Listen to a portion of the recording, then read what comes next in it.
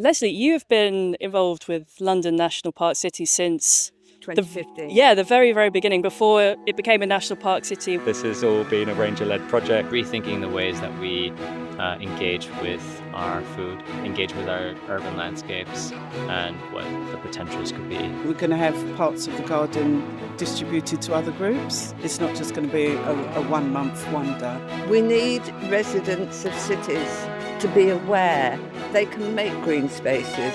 A bit more exciting, a bit more imaginative, a bit more, sensational. Being somewhere like this where you have a garden that's representing the whole project, I mean, that must be quite exciting for you as someone who's been there the whole time. It is. I mean, we're 6 years old this year. Yeah. And I thought 6 was a good time to start doing something new. And this, because it encompasses everything. Because in London, most people don't have 2 acres to do a full forest garden. So we, and some with the Orchard Project as well, we say, well, do what you can. So with this small space, all we can do is 3 layers. So that's what we've done. Talk us through the inception. So I know you've been talking about it since 2022. We were just chatting to Katie about the kind of background and history. So what's been your involvement and how have you seen things kind of progress and grow and the idea evolve? So I'm also look after the orchard down at Stave Hill Ecological Park, TCV. I also keep my bees in a chalk wildflower meadow that was created for them. And Yoni was one of our Wednesday volunteers, and I'm telling him about it one day. He says, "Oh, I'd love to help." Didn't realise what an incredible designer he is.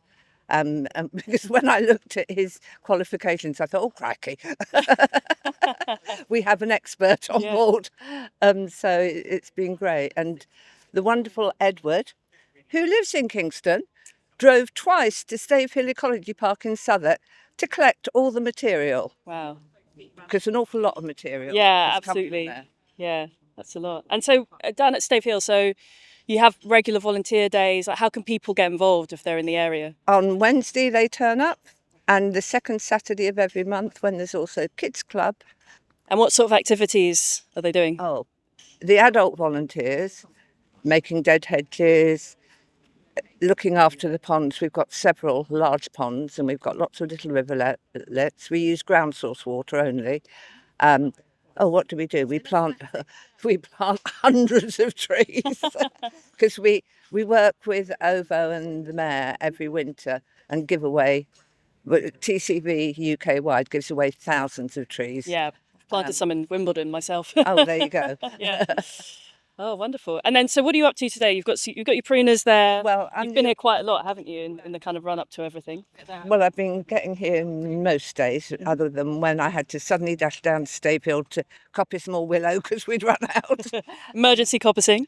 But I'm trying to put the trees into a nice shape, and we're waiting for the malice to turn up. Yeah. So hopefully it'll arrive soon. We've cut all the poles for various bits of wood. We've got Stave Hill, being that it's now, I think, around 40 years old, we've got a lot of self-seeded things that we fell. So the posts came from there, and we've got willow. You can't get away. Willow's a bit like bindweed. Yeah. So we've coppiced loads of willow, and we make a lot of post and rail fences. We build dead hedges down at Stave Hill. The manager down at Stave Hill is truly amazing. I love taking people into what we call the shed and say, "Do you know where you're standing?" And they said, "No." I said, "Trafalgar Square." Because when they resurfaced it, she grabbed the original paving. Oh, wow. Everything down Stave Hill. The only thing I'm aware of that she buys new is clay for when we're doing new ditches, and chalk to purify the water. But everything else, the windows of the shed came from a Ramsgate fish and chip shop. Oh, wow. That's amazing. That is true upcycling. We're looking at some slabs. Apparently these are upcycled as well, or recycled. Or do you want to tell us a bit more about them?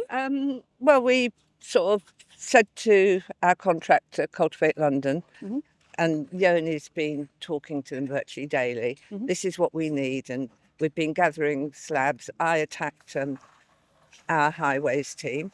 We couldn't help, actually, but there you go. But the whole garden's being distributed amongst our Rangers projects. We've Yeah. sent out to all the Rangers, and we've got quite a few. Yeah. And some of them don't have, some of them do the walking, some of them do the poetry and the art. But the ones with green spaces or wanting to make a green space will be able to say, oh yeah, can I have some plants, please? Yeah. So we're planning on the 9th to have a lorry driving around and saying, here's a lorry full of plants, take what you need. Yeah, I've got some on order for our community garden. I was just telling Katie, so Oh, right. very excited. And yeah, because with community gardens, you don't want to be going out buying plants all the time. You want to use what's available, and this is a perfect project for distributing. Well, because I've been doing this sort of thing for a long, long time, what is obvious is most community gardens have zero money. Yeah. And not many of the members of the community gardens drive or have cars to drive. So when you say, come to Colindale to collect some plants, they can't do it on the train. No.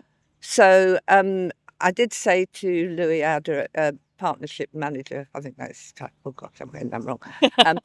Rather than saying to people, come and collect, can't we get a van to deliver? Yeah. And he's gone with that, so because he's very receptive. Yeah. So it's really good. Well, we're all very appreciative of the van drop-off. We're very excited to receive the delivery. But yeah, well, so you're going to be about next week as well for the actual show, and you're going to be chatting to people, are you? Or? I'll be coming up, although I do have to go and tend to my bees. Oh yeah, of course. So a couple of days I won't, but Yeah. no, I will be Nice. popping up. So what is your message that you want to land with people who are walking Well, the past? thing is, a lot of people don't know about London National Park City. That's true. And I can't believe how big an organisation it is now. We've got one in Australia. Yep. We've got, All over the Netherlands. yeah, thank you. Chattanooga. Exactly. And the fact is that we need residents of cities to be aware Yeah. that they can make green spaces. I mean, I'm a council tenant. The amount of council estates that have got vast bits of grass, where I live, in 1980, the residents at the time didn't like grass. So in the year 2000, our main meadow was listed as a site of interest for nature conservation, entirely due to the residents doing something. Yeah. And it wasn't until 2002 that the council realised. Yeah. Yeah, there's definitely a trend now towards Yeah. protecting those green spaces. And COVID taught everybody how Absolutely. valuable. And what interested me, I saw the NHS data, how much money they save. I mean, I did used to deal with a nurse at one of the major London hospitals who was a fully qualified nurse. Her only role was to take stroke pavements for a walk in the park. Don't need to say any more, do I? Yeah, absolutely. It's a wonderful sentiment to end with. So yeah, well, looking forward to seeing you next week, and thanks for the chat. We'll let you get back to your pruning. Thank you. London has been given the first ever national park city status. London, the world's first national park city. Come and enjoy, because life's too short, really and truly. And London, wow, what an amazing city. So, greener, Healthier. And wilder.